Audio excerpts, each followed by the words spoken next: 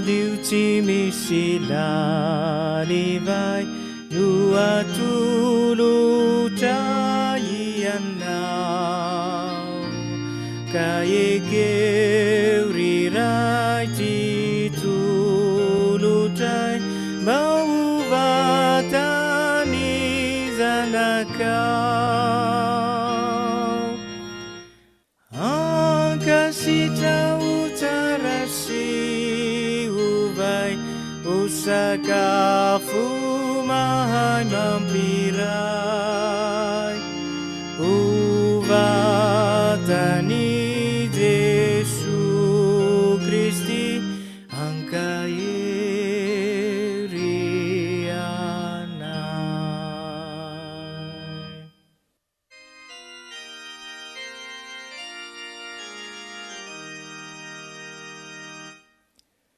Rano boalubuky ni sahanay no iti atolotranao, raisony divay ary ovay maurany ilay zanakao.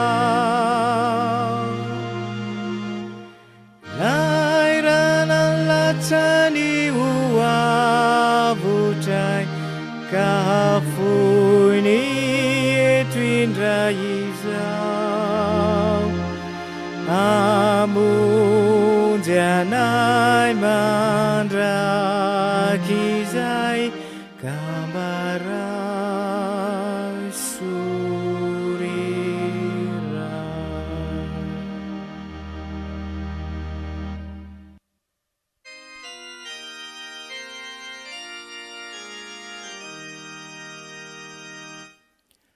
Rayo baray sureni tolotray, famadiw si mendrikanao, mofo si divay no entinay mba ho tena ni zanakao.